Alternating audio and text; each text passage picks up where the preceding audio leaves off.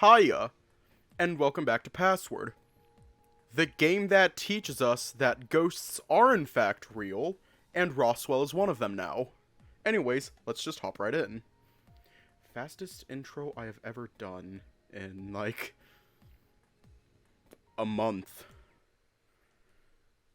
That was the fastest intro I've ever done in, like, a month. I rubbed my eyes, frowning. I wondered if I was now just seeing things or if he was actually there. I know, it usually takes me like an entire minute nowadays. You eat your cookies when you're not looking. Oh no! Oh shit, Roswell's eating the cookies. Damn it, Roswell. Stop being a ghost and stop eating the cookies. I wondered if I was just now seeing things or if he was actually there. Didn't you... Weren't you on vacation? Just as calmly as he appeared, he approached until he was within arm's reach. Placing a hand on my shoulder, he looked me in the eye, sizing me up before speaking in a level tone. Was it you that discovered his body, my boy? Huh? Oswin. Oh, yeah. I suppose I am? His grip tightened briefly before he eased off, stepping away. I see. What are you doing back? I thought you were... And... In time, I'm sure you'll no doubt tell me the specifics to things I didn't witness happening as they took place. But I assure you, I'm aware of what's transpired. I'm turning down my microphone sensitivity. Should have done this earlier. Even Tyson? I'm not in the mood to repeat myself, my boy. Believe me, if I didn't have my orders, I'd be a lot more rough in finding out what I want to know, regardless of much pain needed to be inflicted to get it. You're threatening me? Perhaps I'm being more curt than required to, but no.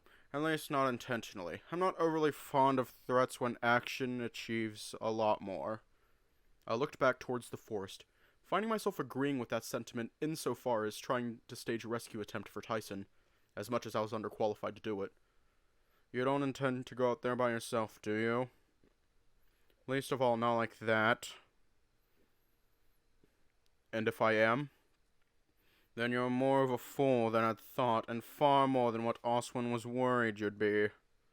Gesturing towards the forest, I bared my teeth at him, insulted. Tyson's out there, maybe. Alive, or dead, or... I don't know what. No one else liked him but me from what I can tell, and no one seems to get that. Have you told them? No. Well, you're welcome to go in by yourself, although you'll quickly find that doing so would be a bad idea. Lest whatever you're worried got to Tyson gets to you as well. Well, I can't just do nothing. The next move, whether you like it or not, is to take stock of where we're at and make sure everyone is on the same page. Now that I'm back, it's the best time to do so. But Tyson? Benson frowned and sighed out before pulling me away from the forest into the yard proper. Tell me, why are you here and Tyson isn't? He stopped the rabbit from, a rabbit, not a hare. There's a difference. I suppose right now it doesn't matter. Something to bring up when we have our little chat, no doubt. Then, and only then, we can look into staging some sort of inquiry into Tyson. You mean save Tyson? I'll not mince words, Dave. There may not be a chance for that, but I'll argue that if it should be possible, that it should be a priority. But first, you need some water and maybe something to eat. You've been out for long enough to miss breakfast. Okay, but when we're done, then you're free to do whatever you wish. He guided me back inside by the shoulder, easing off once we were back indoors. The moment I spotted him, I frowned, but remained near the back door despite Benson continuing further inside. I wondered where you went. Yeah, like you really care after locking me up in my room like that. What, you expect those of us you left behind to just let you run off again? It's bad enough that Tyson's not here after what happened to Dean and Roswell. I shifted uncomfortably on the spot, keeping my eyes on Haas. And you think it's fine that Tyson's just somewhere in the woods? maybe hurt, maybe dead, and I'm the only one that seems willing to try and save him? God, can you just get over yourself? Sure, I'll aware that locking you in your room was a wrong call. Sue me for wanting to stop a friend of mine from throwing his life away, or at least attempting a second time at it. There are more important things at hand than a petty squabble about what is right and wrong. One fatality is bad enough, let alone multiple.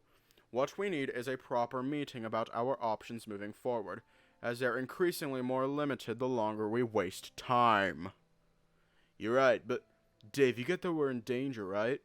You get that none of us want to see others die, yeah? The longer he looked at me for reply, the harder it was to keep frowning. Yeah. Normally I'd recommend the sitting room for a chat, but all things considered, I don't think anyone would likely want to talk around the recently departed.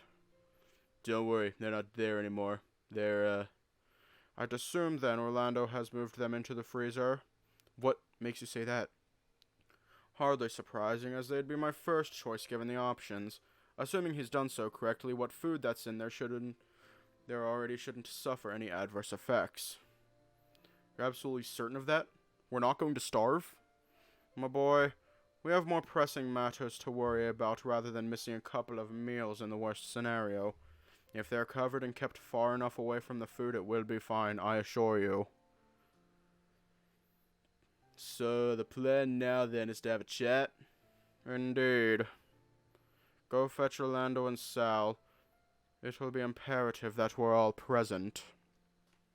Sure, okay, yeah, I can do that. Haas shot me a quick look before turning back to Benson, giving him a slow nod. Give me a couple minutes and meet in the dining room? Very well. I watched him go, leaving Benson and I to ourselves. Benson gave me a look before gesturing for me to follow, leading me into the dining room in silence. Things were tense, and I could see it with how he was standing there looking out the window with his arms folded. So, at least we're having a meeting, right? Yes, then we'll deal with more pressing things. Like Tyson? Like Oswin. What about Oswin? He's already dead. Benson turned to look at me suddenly, his voice held low and his tone harsh. He may already be dead, but have you not questioned why? Or who? One of your friends killed him, Dave. One of them. Or you. But you don't strike me as one capable of murder. Then who? His scowl faded as he looked past me, and I turned to face those that had arrived. Haas and Orlando wandered in, looking between Benson and I, wondering what was to happen. Sal, meanwhile, slunk into the corner, staying out of the way, but he flashed me a quick smile before looking back to the floor. So, we're all here now. Now what? Well, Benson's back. Tyson's missing. Why is Benson back? Master Oswin told me to take a vacation. So, true to my word, I did. Although he didn't specify how long said vacation should be. Okay, but has Dave filled you in about what's happening? He trailed off, seemingly realizing something. Wait, how did you get here? How are you back when the road is gone? Yeah, that's a good question. How long exactly have you been back? Long enough. I was on the mountain with Sal.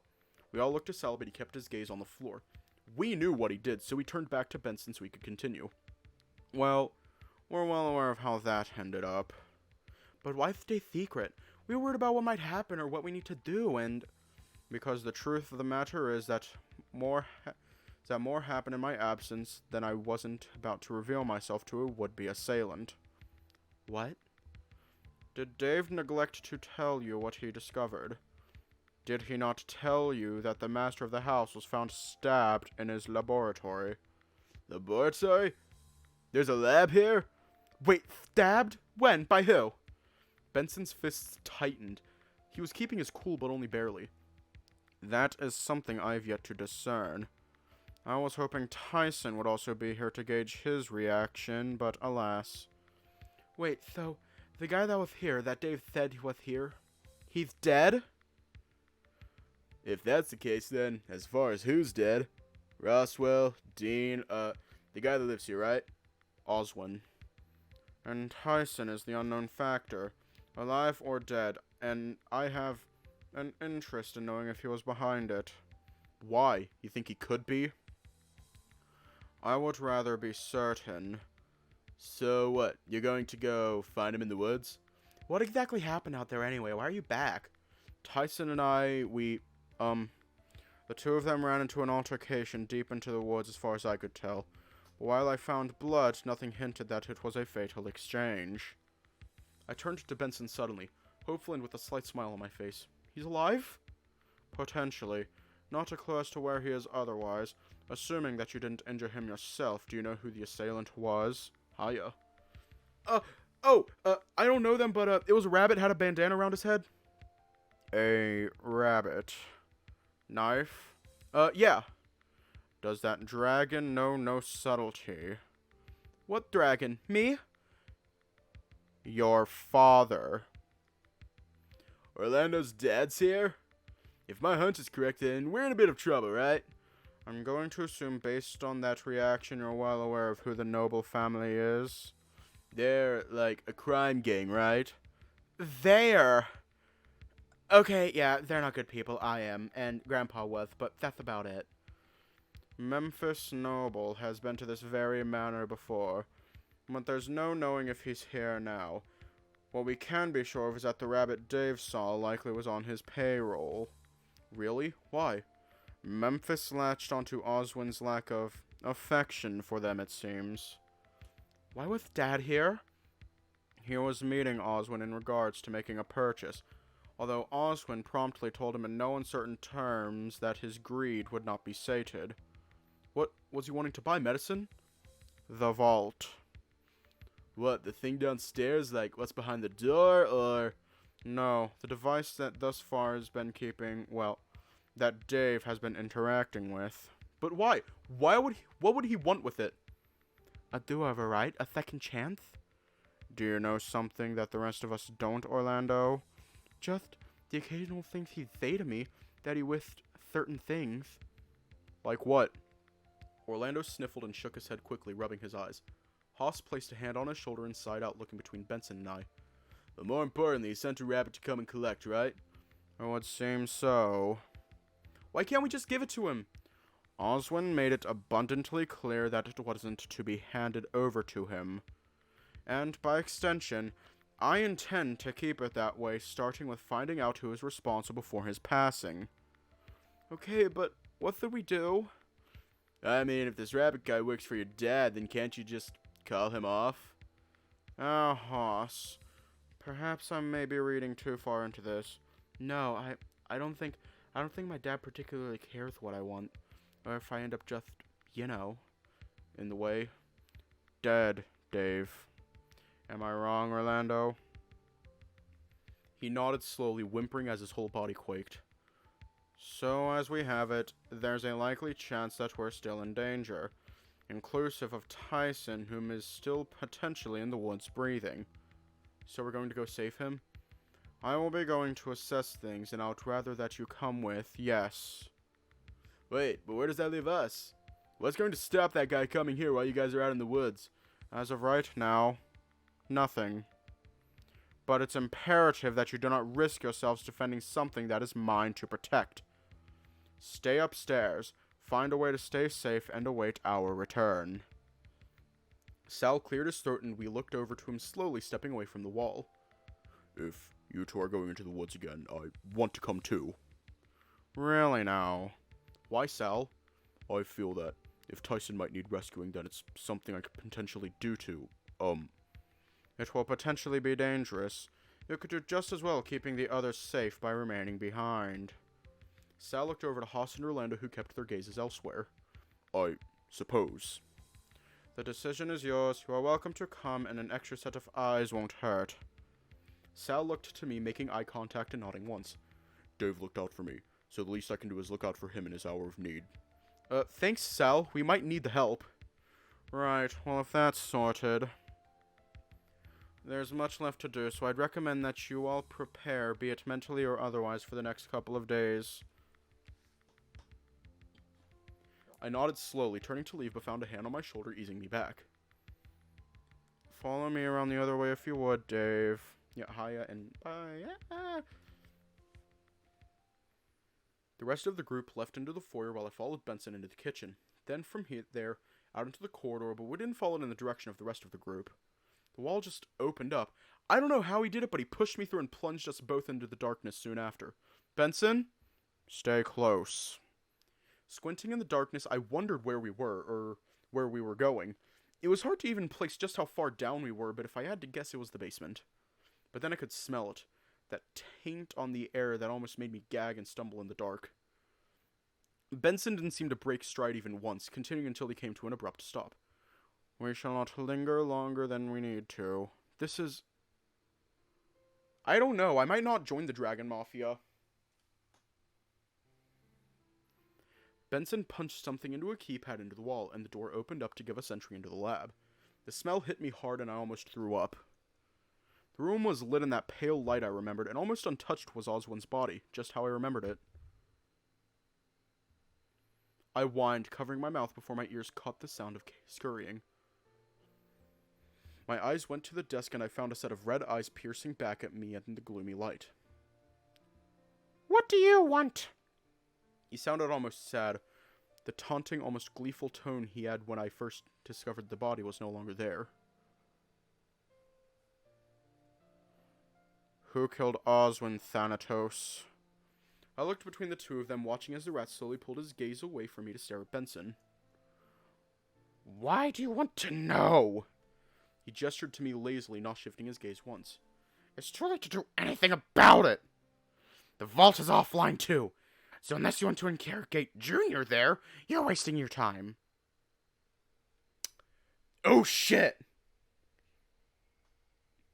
God damn! Benson has zero chill. I am back.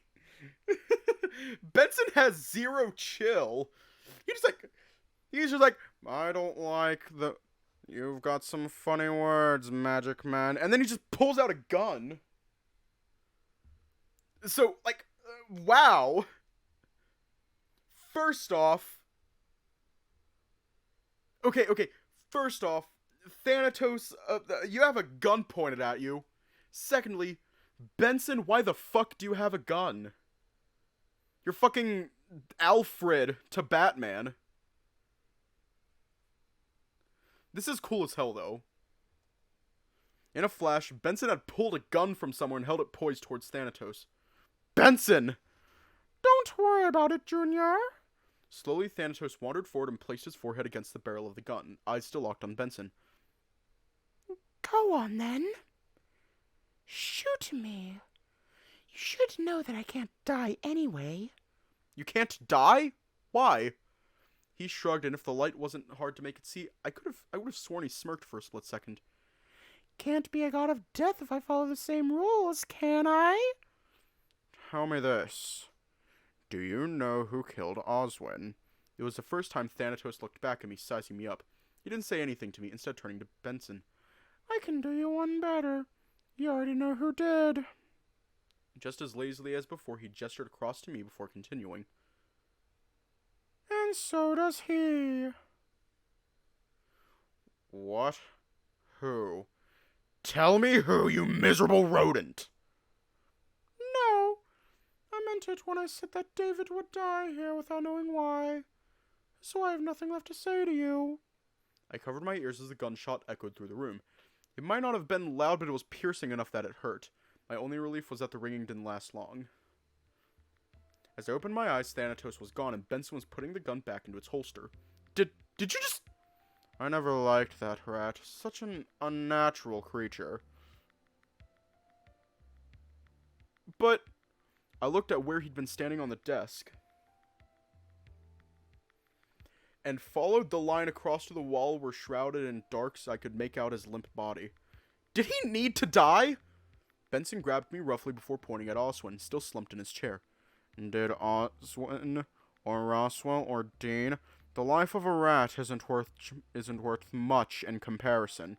But he was just... His master died! He was just sad!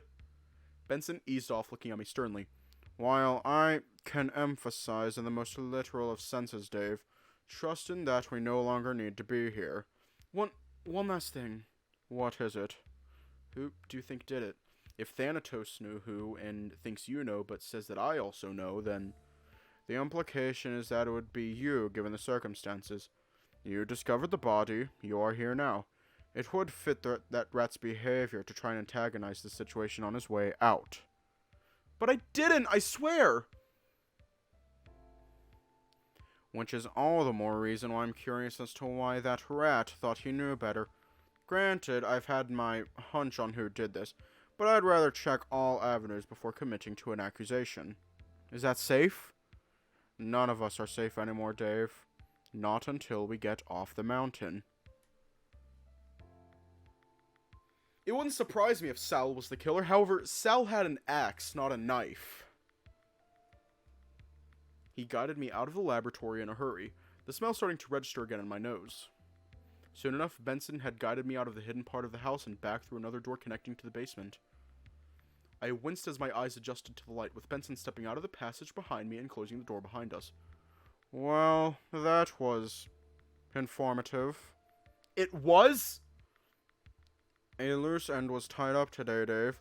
While unfortunate that the vault is now not a tool we can use to moving forward, it was proven to be less than reliable anyway. You're sure? Like, what if it was my fault? That I just used it wrong? Oh, undoubtedly you missed your opportunity, Dave. If that device was the key to saving your friends at all, then yes, you failing to use it would constitute something as your fault. I was stunned, a whine coming out of my throat as Benson seemed to trail off. I was only trying to... Failing to operate a broken machine does not make you the one at fault, Dave. Even then, so you had seen something. Who's to say that you could have done anything about it? What? I don't understand. What I mean is that what's done is done, and there's no sense worrying about it. Maybe it is your fault, maybe it isn't. But this is the reality we find ourselves in. He reached out and put a hand on my shoulder, giving it a reaffirming squeeze. And in this reality, there is still your friend Tyson to potentially save. No? I frowned, suddenly resolved in the reminder that things weren't all lost. Not just yet. Okay, so what now? That's a good question. I'd say mentally preparing for what's likely to happen tomorrow is a good start. Meanwhile, I shall source you out a weapon. A weapon? I'll need one? Would you rather go into the woods unprepared? At the very least, I think taking something beyond your flashlight would bring you some sense of security, Oh, hiya. Maybe? You don't think I actually need to use anything, right? I'd say that is something you should seriously consider, knowing full well that it's a very real possibility. But why? I didn't do anything to them! You're the son of a police officer, and they are lackeys of a childish brute with a gun and cigar fetish. I doubt they'd care who you are if you get in the way, and as it stands, they're likely the ones in the way of retrieving Tyson. And we're in the way of them getting the vault? Well, more technically, I am, but that's fine. It is the duty charged to me by Oswin. May he rest in peace. What did he charge you to do? Benson sighed, shaking his head. There's little harm in telling you specifically now that Oswin is dead. But quite simply, it was to protect you and keep you safe. What? I did a double take, not registering what he'd said right away. The longer I waited for him to clarify with nothing else said on the matter, the more it sank in. You're to protect me, but why? Oswin believed that, well, I wouldn't say danger, but he believed you were at risk. From what? I'm sure no doubt he mentioned about someone being marked for death. No, it couldn't be me. And why not? I haven't been in danger. I've done nothing that could have ended up with me dying. Oh, I wouldn't say that. Death can loom around any given corner at any time. Not to mention, I'm very good at my job. I grimaced, giving him a suspicious look. My mind immediately thought about how Oswin was dead and that he'd let that happen. Come now, Dave. Would you really make fun of a grieving old man? I didn't say anything. You didn't need to. Just trust that Oswin's wants were something I wish to fulfill, even with the most self-sacrificing of ones. Can we kill Benson? No! Look at him! He's an old man. He's an old man with a gun.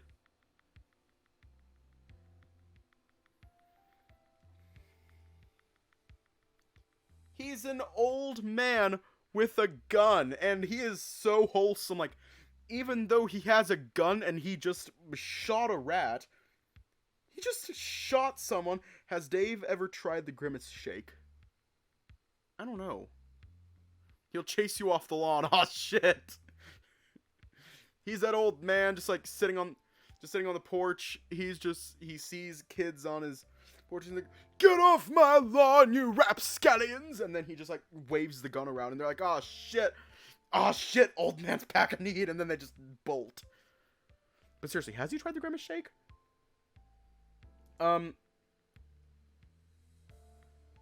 Developer of Password, if you're seeing this.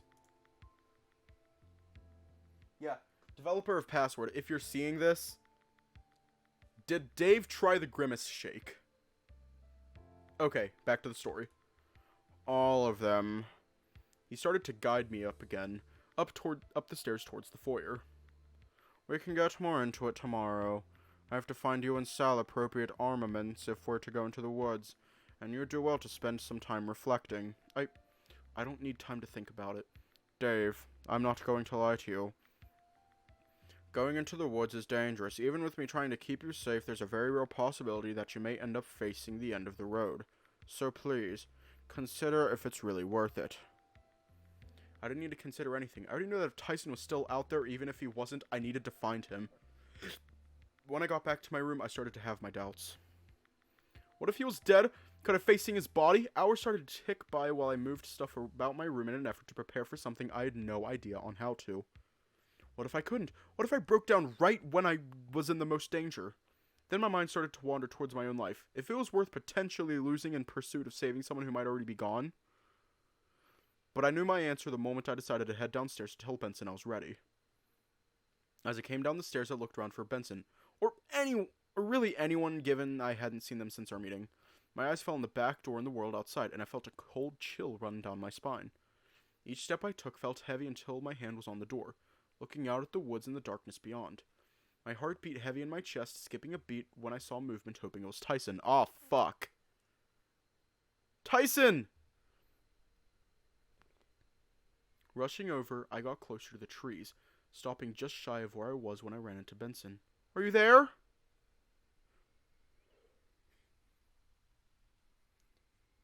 Hi, bitch! Thought you were holding a knife. Parting through the trees was him, and I immediately took a few steps back.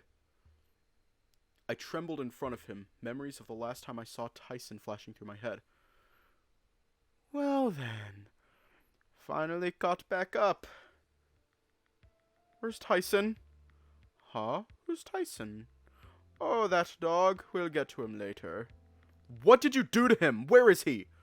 Later. For now, I've come to check out the place. You can't! I can't? Why is that? You thinking you're gonna stop me somehow? Well, gosh darn, Dave! You're gonna go breaking my heart talking like that! The moment I saw the knife, I backed right up. All the way to the back porch, step after step, the rabbit continued to approach, not breaking his casual stride. Then he stopped and I covered my ears as a single gunshot rang out nearby, the knife flying out of his hand and embedding itself into the ground behind him some ways away. Oh good, the butler is still here. That dog wasn't very helpful in figuring that out. Is he unharmed? For now. Benson, he's alive! Wait, where did you take him? Oh, you know, somewhere safe might be willing to give you more information for the right price. I'm not interested in your games, Rabbit. Rabbit? It's Jack. No need to be on a first-name basis now that I know both of yours. To not be on a first-name basis. Enough. What reason do we have to believe you're true to what you say? Why, I'm glad you asked. Have anything you want to say to your little dog of a boyfriend? Jack pulled out what seemed to be a walkie-talkie and pressed a button, holding it out into the space between where he and I stood. Well? Wake the fuck up! There was a semi-muffled voice on the other end of the radio, then a few thuds. Huh? What? Tyson! That's Tyson! Jack pocketed the walkie-talkie, shrugging. It'd be a shame if anything happened to that guy, much as he managed to make a mess of things. But good news! Why don't we make a trade? For what? Dave, we both know what he's after. Oh, do you now? Well, that makes my job easier. And while I would have liked some things a bit more exciting, I'm sure your dog friend wouldn't mind keeping things entertaining while you decide what you want to do. Wait! So we have a deal? I'll give you back your friend. You give me what I'm after. What my boss is after. I turned to Benson quickly, hopeful that he'd just give the rabbit what he wanted. The longer he remained with that cold stare, the more my smile faded and hope along with it. If you have come for the vault... Benson turned to look at me slowly, nodding once, but I couldn't place his expression. Then I suppose I have no other choice but to comply. Great! Is what I'd say if I'd just gone and brought the dumb mutt along with me, so tell you what. You bring whatever you've got to, and we'll make the trade at the watermill. Sound good? Fine, but I'm not traipsing around in the dark like a fool. Keep the boy you have hostage safe for the night, and you'll have what you're after come morning. Hostage is such a strong word. Take it, or leave it. Fine, by your terms we'll keep him safe enough, but he's already roughed up a bit. What's a little more? Don't you hurt him! Feisty, huh? Well, I already got what I wanted. Maybe if I'm feeling nice, he won't lose more than an ear or something overnight. Jack sprung back to his knife, swiping it off the ground and twirling it in his fingers before flexing his hand around the handle. Don't keep me waiting too long. Then, as quickly as he'd appeared, he made a showy wave to the both of us before disappearing behind the trees and out of sight. Benson, Tyson, and... Calm yourself, Dave. Calm? Tyson's alive, but they've got him, and This is why I said you should prepare. Get what sleep you can, Dave. We'll be heading out at dawn. Yeah, I don't think I'll be sleeping all that soundly tonight, even knowing Tyson's alive. It's a small victory, Dave. One we'll take for now, all things considered. I nodded slowly, messing with my hands while I looked out to the forest again. Tyson was alive. That was the victory. But worry had killed my appetite. Benson said he'd tell the others what had happened, and I headed to my room. A hot shower later, and I felt more relaxed but no less worried. Come on, pick up, please. I shook my phone. Even with the reception out, I wanted to try. But all I kept getting was a voiceover that said no connection could be established. Pulling the phone away, I looked about the room Tyson had been staying in. His scent was everywhere, and it funnily reminded me of home. Without him around, it felt strange. Like when Dad died, it made me uncomfortable in a way that I couldn't place. Not out of sadness or loneliness, although both had their part. Maybe it was partially because I knew Tyson was alive. I had been to Dean's room and Roswell's already, but with them definitively done, maybe it was easier to just be angry at them being gone. I'd been angry at Sal already, but now I could be angry at Jack. I could be angry at this vacation, at the bus that brought us here, at everything that had gone wrong. So I returned to my room to sleep. Not that I slept well, but I did so with my flashlight in hand, resolved that I wouldn't lose anyone else I loved, not if I could help it.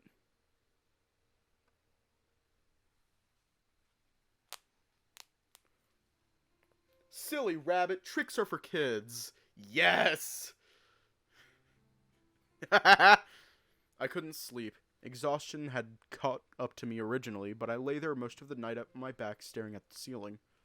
In the dark, my fingers flexed around my flashlight, needing it as my mind raced as to what was happening somewhere in the woods.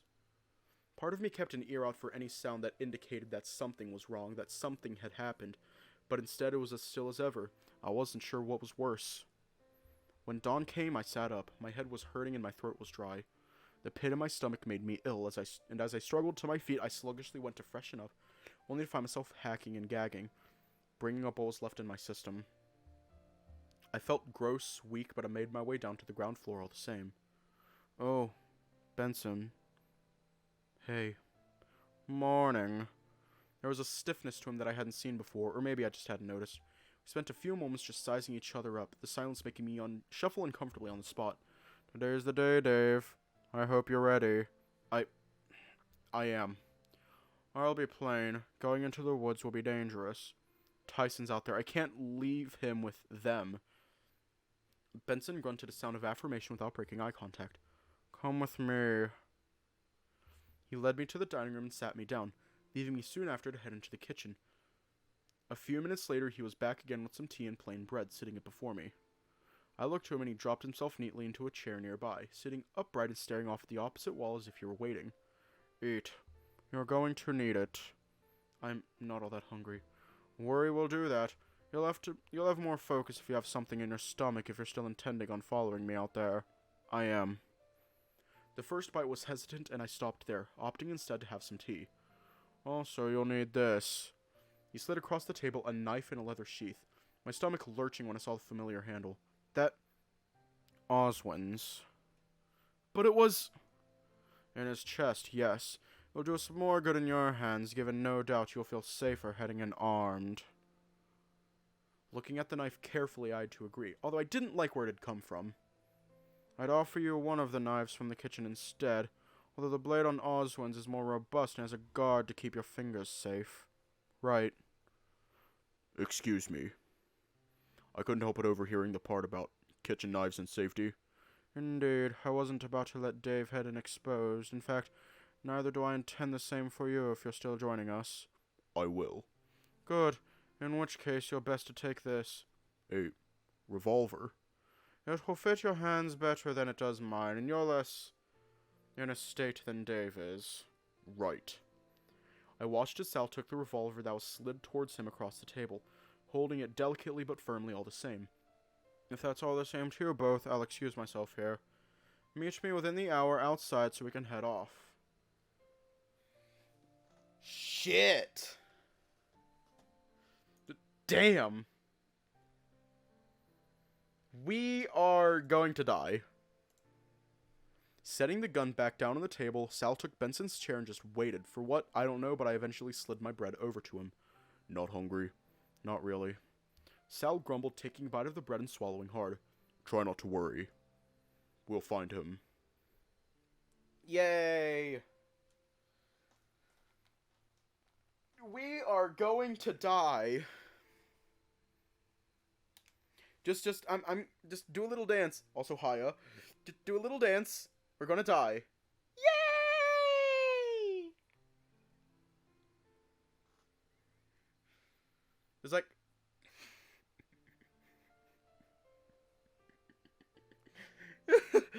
It was at this moment that we knew we fucked up. Doing a little dance, just woohoo! Yay! Yay! Hi, Grandpa! Yay!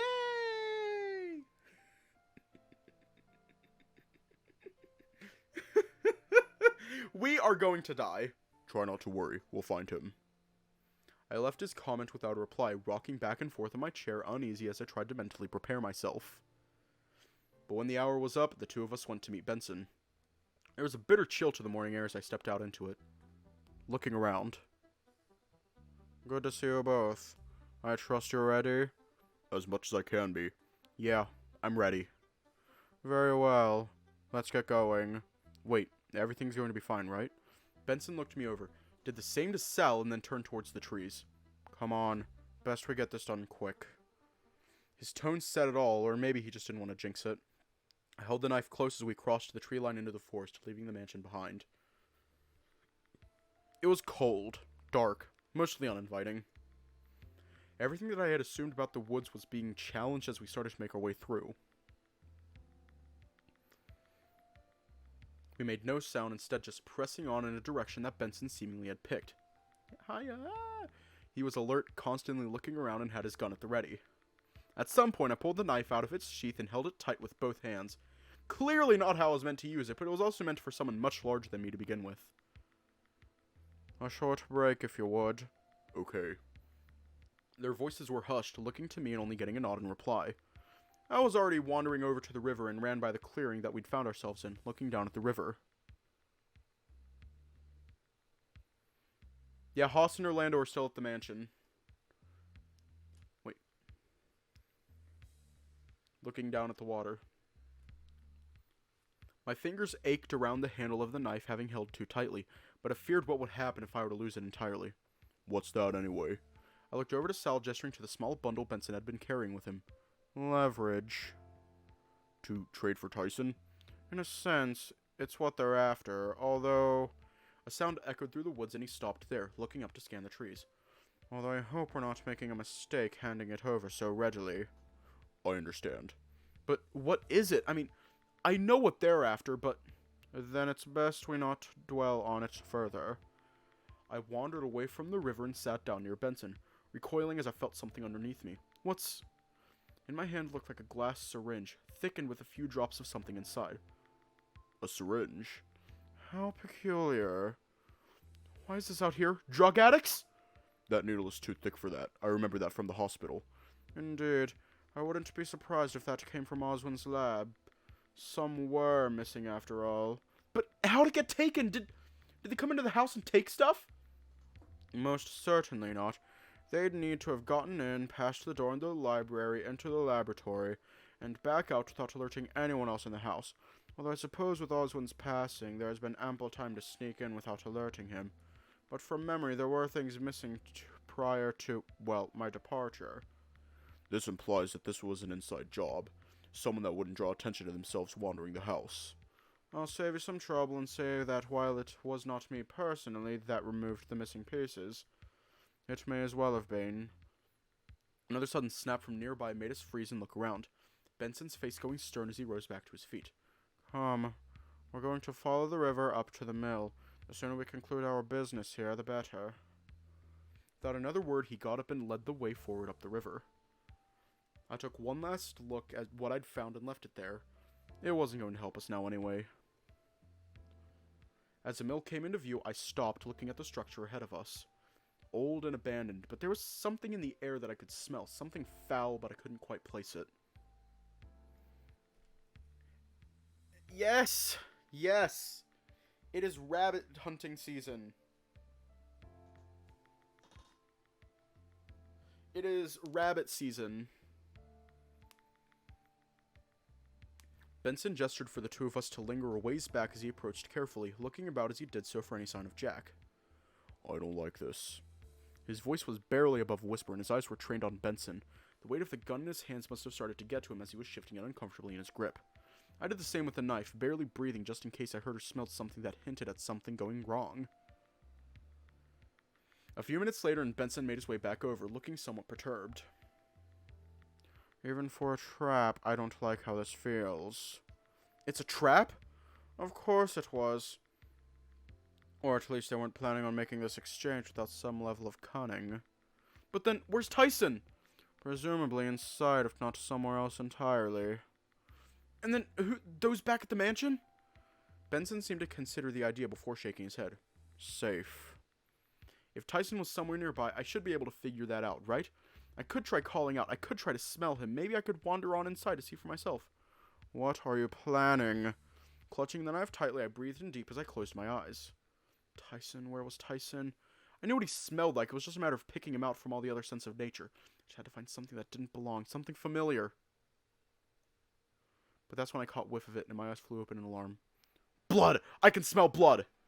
As I went to rush forward, Sal grabbed me from behind, a solid hand on my shoulder stopping me from advancing. Don't go running in alone. That's just asking for trouble.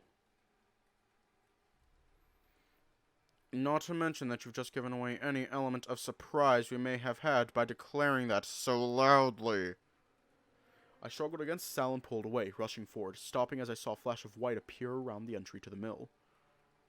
Welcome, welcome. So good to see you. You! Where's Tyson? The dog?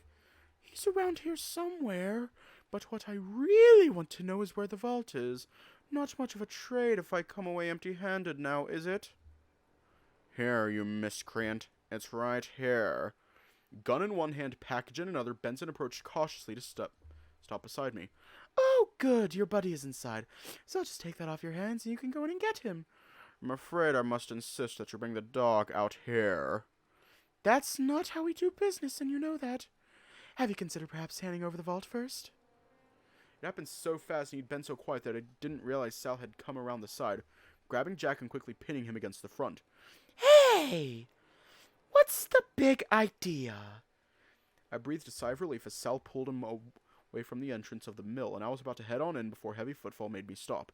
Before I could say anything, a large bear had grabbed Benson, pinning him in a similar way to how Sal had Jack. Gotcha, you limey bastard. Benson's gun and bundle tumbled to the ground as he was grabbed roughly around the neck, eyes bulging in a stunned fury at having been caught off guard. Let him go! Let Jack go first. Jack, meanwhile, was cackling madly to himself, not even trying to get away. The knife in my hand felt heavy, unsure of what I should do. Kid, open that package. Okay, just don't hurt Benson. I shot Jack a wary look, that smile not once leaving his face as I knelt down to peel away the cloth, keeping whatever it was bundled together. My hands trembled as I stared at a loss at what was in the package. It was that rat that Benson had shot in the lab. The gunshot wound seemed to have been stitched up quickly, but the smell of iron was still strong. What game are you playing at? I looked over to the bear and noticed that his arms tightened around Benson's neck. There was a sickening crack as Benson continued to thrash, but was unable to speak. That's a rat. Why did Benson bring a rat? Oh, good. He did bring it. Been waiting to get my hands on this little guy.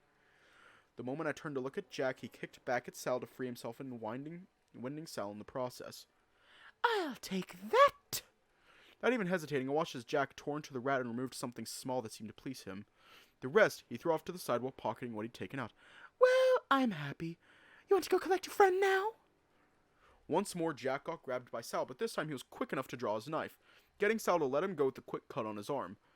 But it was clear that they were not done scuffling. Sal didn't have a clear shot, but he was keeping up with how Jack was moving all the same. Looking over to Benson and the bear, it seemed as though his grip was only getting tighter. Fucking Brian from Echo looking ass. Fucking Brian. Damn it, Brian. Get out of here. Get out of here. Didn't think it'd be more than the butler. But this shouldn't take long. Go say hi to your friend if you want, kid. Near where I was still on the ground was Benson's gun. The bear's stare on me only intensified, eyes darting down to the gun and back to me. Looking back to Sal, he was struggling keeping up with Jack. He was faster, lighter on his feet, and Sal was barely keeping himself safe from Jack wildly swinging his knife around. Then on top of that was the smell of blood being stronger here. It was coming from within the mill, and it was strong, as if there was a lot of it, and my stomach lurched, fearing the worst. But between the two pairs, I found myself worried about what may happen if I were to leave. They both needed help, and mustering what courage I could, I made my decision. Fuck. Who are we saving? I'm gonna hydrate real quick. I'm gonna get a drink.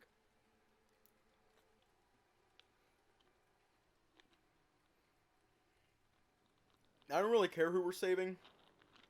But yeah. Fire at will!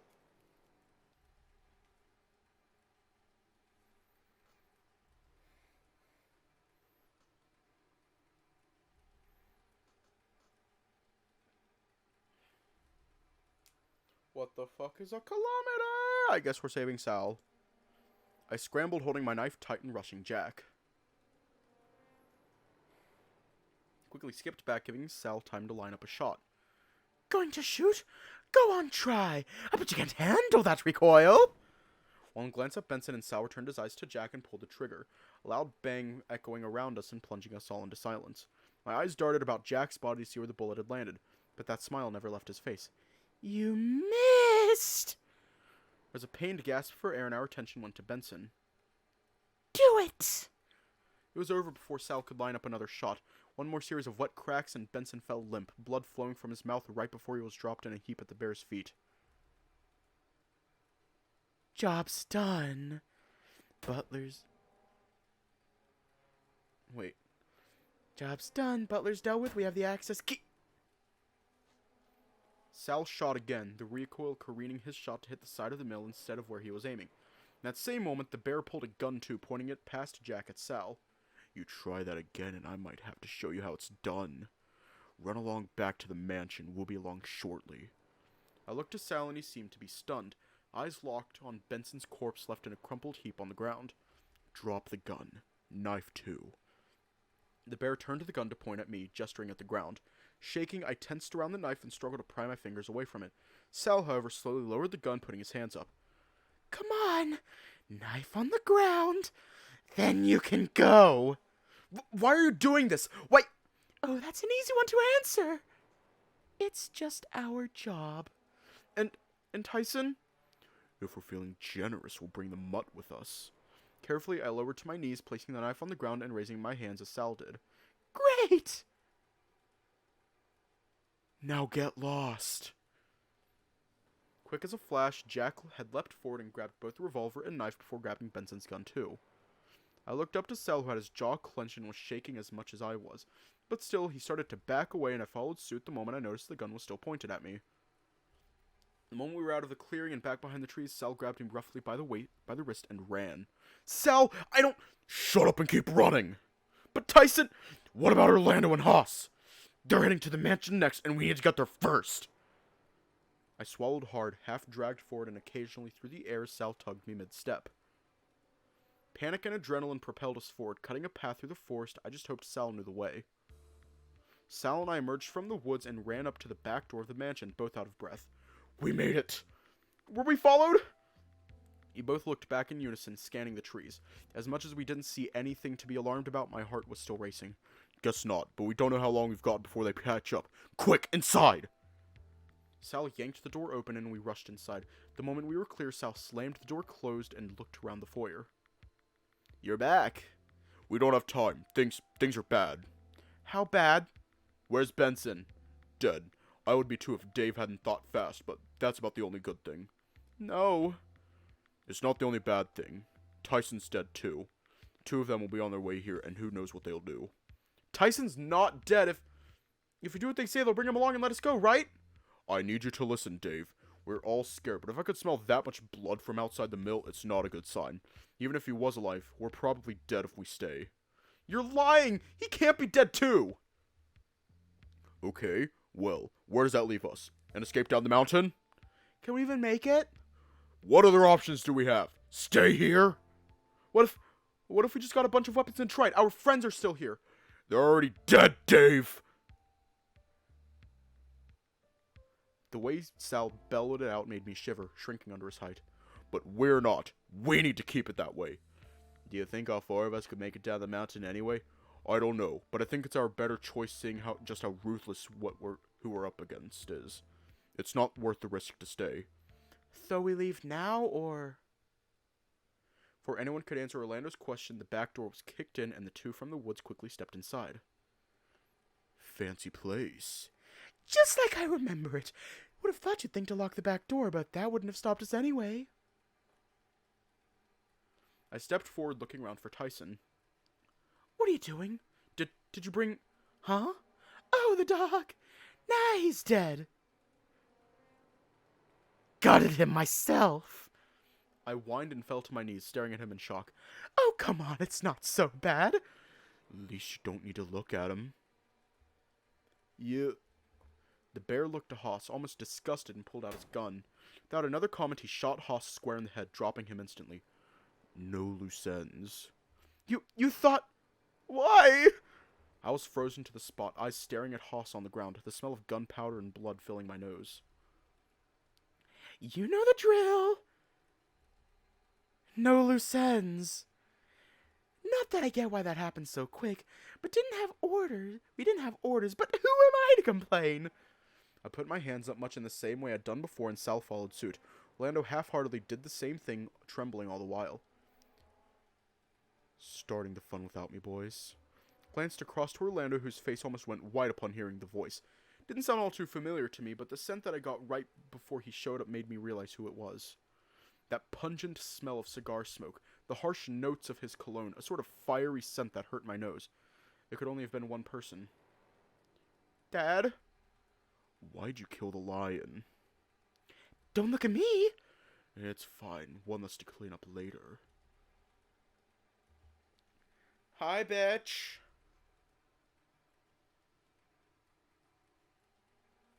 His eyes land on Sal with a slight frown before that smirk came back to his face. Hey, Sal. Long time no see. What? No hello? Hello. See, fellas, this here is a good kid. Loaded with muscle. Not like my fat ass of a son there. Sure, could give the others back at the den a run for their money. What do you say, Sal? Want to join the family? What? Shut up! No one's talking to you. But that... Don't call me that. Who'd want a son like you? Hey. Memphis raised his gun but pointed it squarely at Orlando, making Sal freeze before he could finish taking a single step forward. You're lucky I don't put you out of your misery now. You're crying now? You know what? Without another word, Memphis clenched his jaw and shot Orlando in the chest. Desperately, he tried to clutch at his front, but it was doing him little good as he started to quickly bleed out at our feet. Then his gun turned on me and he rolled his shoulders, almost relishing what was about to happen. This will be easy. But that's when Sal moved, slowly staying between me and the gun. Hey. What's the big idea? You need him alive. I don't need him alive. I need you out of the way. I looked around to Sal, to the other bear who had his gun lined up at Sal but hadn't fired yet. With how quickly he dropped Haas, part of me wondered what made him hesitate now. I looked across to Orlando, who by now had stopped moving, his gaze blank as he stared terrified at the ceiling. Deep down I knew that he was no longer with us. Who's going to be your patsy? I'm listening. Keep the hyena alive and you can pin it on him. A friend of his goes nuts, he loses his mind and kills them all. It'd be easier for the cops to believe too, right? Memphis seemed considerate, although I was floored at how Sal would be throwing me under the bus like this. Was he just trying to survive? Was this to save me? Alright, I won't shoot the hyena, but you're joining the family. Okay. Dom, Jack, we'll leave getting rid of the hyena to Sal. Come with me to the basement. Shouldering his gun, Memphis wandered over to the stairs leading down, followed close by the bear. Jack hesitated, sizing the both of us up before also disappearing downstairs. Left alone in the foyer with Sal, my gaze wandered between Orlando and Haas, then at Sal. Why? Suddenly he grabbed my shoulder, keeping his voice low. Let's get you out of here. He guided me by the arms out the front door. Okay, we're going to take a minute.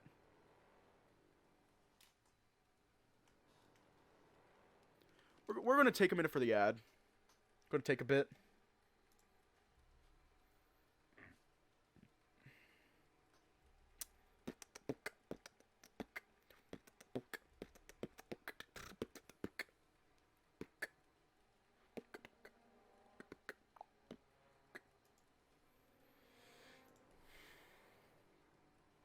Fuck. He guided me by the arms out the front door and closed it behind him. Then, taking me by the hand, he started to walk me down the driveway. For a long time, the walk was silent. Barely a word was shared between the two of us until we hit the main road. Why? I'm sorry. I don't understand. It was the only thing I could think of to stop him shooting you. You saved my life once, but you saved my life not once, but twice. Whether you meant to or not, this is the least I can do. But now you're just going to go back? Yes. If I don't fear he'll just come for you at your home or come and find me anyway, if one of us makes it out alive, I'd rather it be you. But why me? Everyone else is dead, Sal. It's not the best situation, I agree.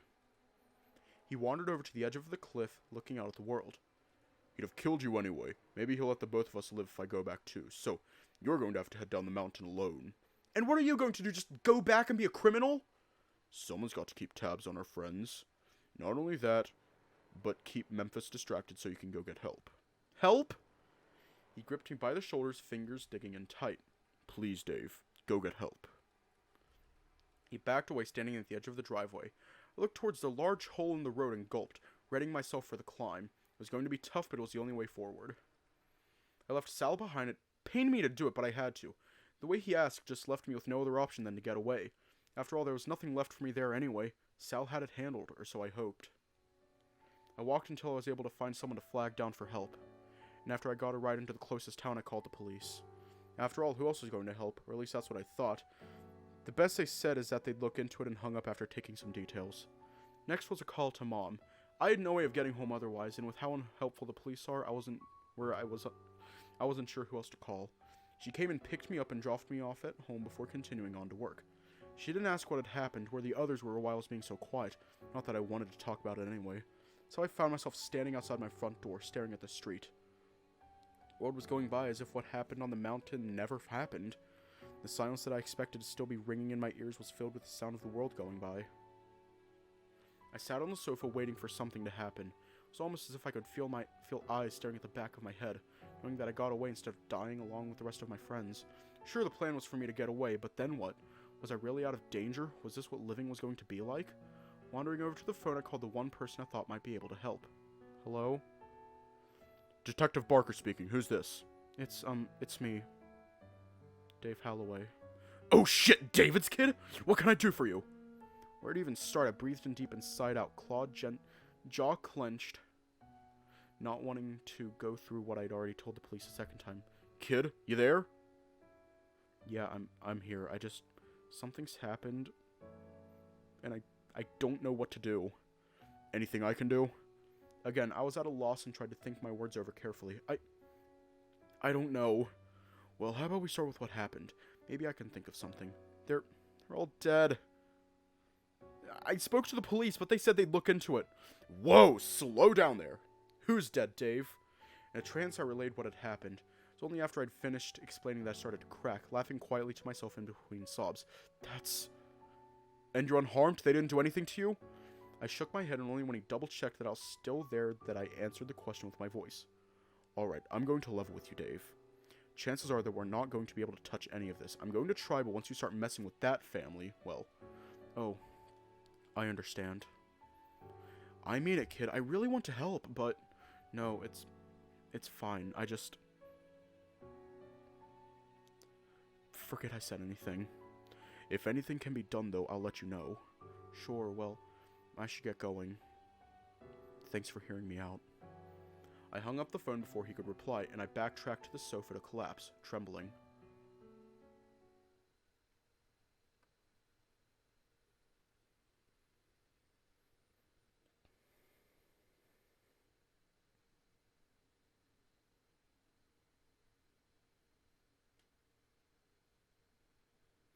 I found myself sitting in front of Dad's grave. There would be no word from the police or Sal or anyone else, really. It all felt so surreal, even just sitting here on the ground, wanting to talk to the one person who'd be able to make sense of this, and tell me what was meant to happen next. Dad... What am I meant to do? Naturally, there wasn't going to be a reply, but I hoped for one all the same. Some guardian angel to appear and give me some clue as to what I was meant to do to put my mind at rest. The others don't even have graves, Dad. Where am I meant to go talk to them? Where am I meant to go and just say goodbye? Standing, I looked around the graveyard to all the numerous markers and the few people milling about. That's when I noticed someone that looked strange among the markers. And I was approaching before I realized what I was doing. Excuse me, Me? Sorry, I thought you were someone else. Oh, that's quite all right, Dave. I froze upon her saying my name, looking her over. Everything all right? You know my name? But of course, dear, although I suppose you were quite young. We've met? Who are you? Once a long time ago. But I suppose if we're doing introductions again, it's nice to meet you once more. My name's Florencia. Florencia Hammond. The moment I heard her last name, I froze, staring at her in disbelief. You're related to Oswin? My younger brother, yes. And this here's my older brother, Reginald. She gestured to the grave she was standing in front of before turning back to me. It's funny, isn't it? Nothing's funny. We're in a graveyard. Right you are. Forgive me for being a little... How should I put this? Less inclined to believe that this is the end. Instinctively, I took a step back, eyeing her carefully. What I meant was... I didn't think things would end up this way. No doubt my brothers are both dead now.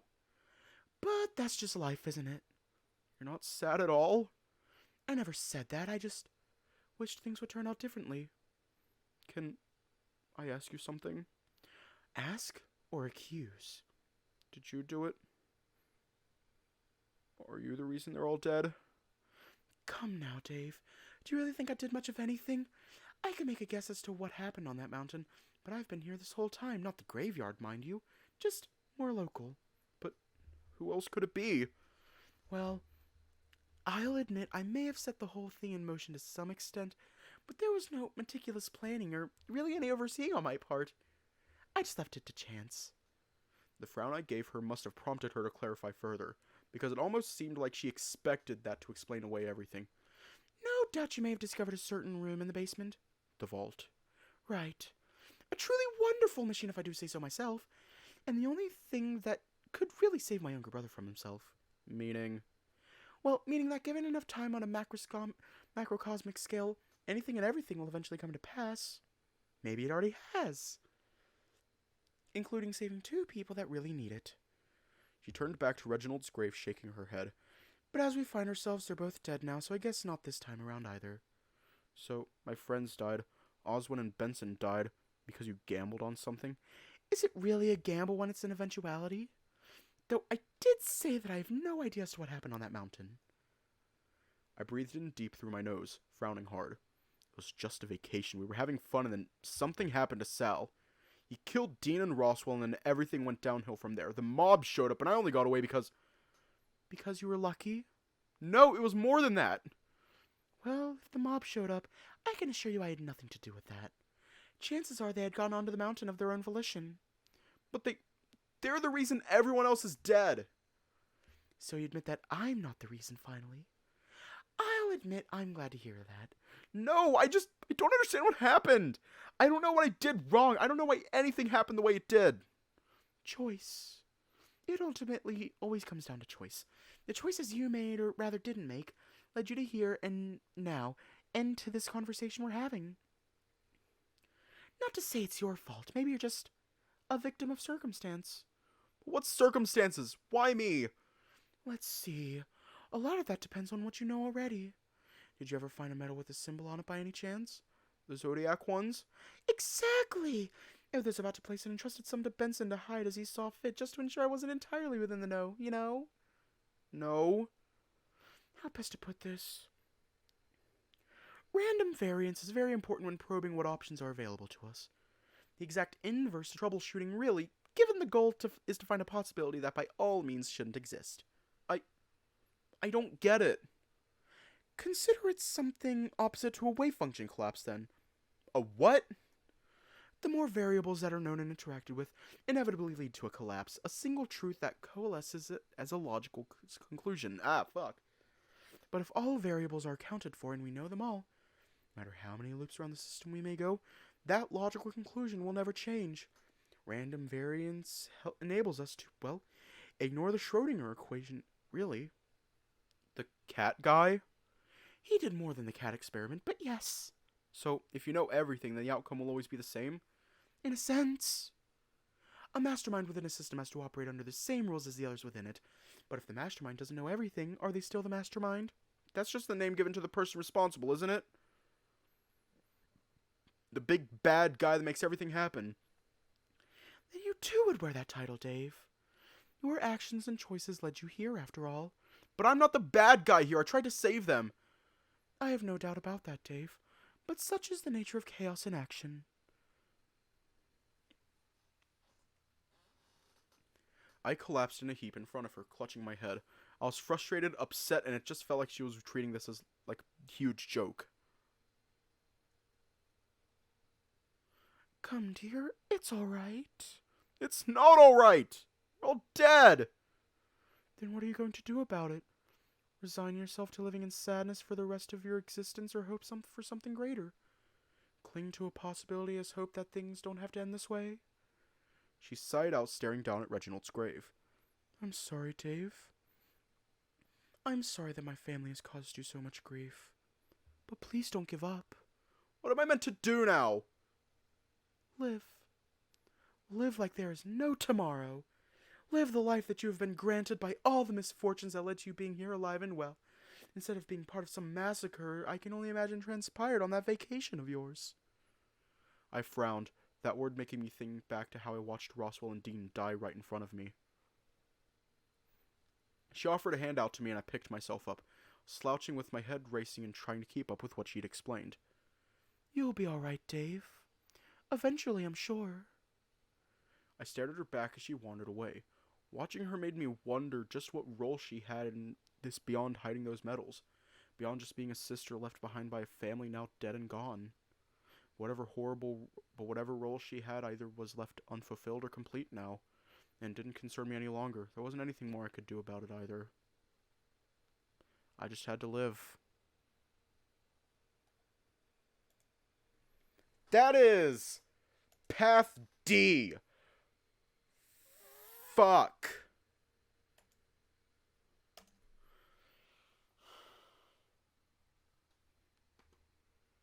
Path D end.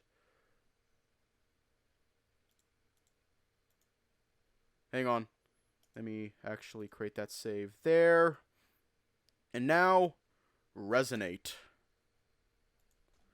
So now, we're here. So let's see. I had my notebook in hand and flipped through the pages as I stood in front of the keypad. Almost a week ago, Roswell and I were right here trying to piece together something. Tried a whole bunch of words, but nothing. I reached over and typed in each of our names. Nothing. Then I tried the old passwords again to see if there was any change, and again, they weren't what I was after either. So what do I know about the vault? Sometimes talking out loud helped. Getting all of your thoughts in one place and just laying everything out. No one else was down here as far as I could tell, and I even closed the door to the room I was standing in. Oswin said the vault worked through trauma. That's right. The vault brings up memories of traumatic events, apparently. Stuff that I'd apparently survived through. That might narrow down the list of things that this could be, then, but still. Looking at my notebook, I went through everything that had happened so far today. Not really much in the way of solid leads or anything remotely coming to mind as far as to who was behind it, except for one thing.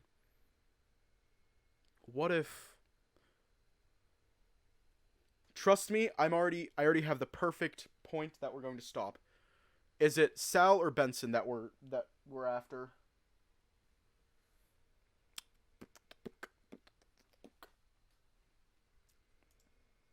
He was outside of the entrance to the library for some reason, but why was he there? Was it just a harmless wander? Did someone send him there? I do know that he went to bed after I told him to go, so maybe that counts as a suggestion? Even then, what's the worst he could do? I shook my head. There wasn't enough to go off with just that alone. I needed something more. Maybe if I think about the other passwords had in common. Which would then mean... Is there a pattern? Yes. There had to be, but what? Was it a cause of death? Was it the type of word? As I strained to think about any common thread to predict the next one, maybe the pattern was a little too obscure for me to be figuring out with what I had so far. Staring at the keypad wasn't helping. I had to put something in to at least get me started. What was the worst thing I could think of? What was the worst that could happen? Breathing in deep, I reached out to input something.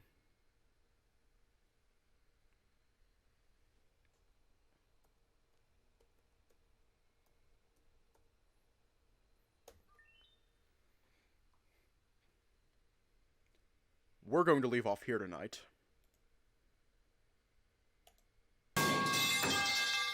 So it says we're on path A now, but we're not actually on path A, we're on path C.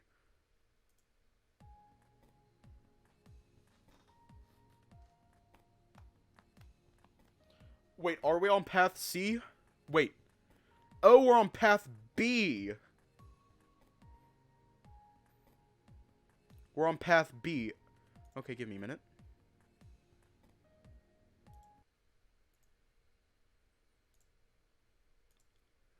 Let me just put that there, and then take this and delete.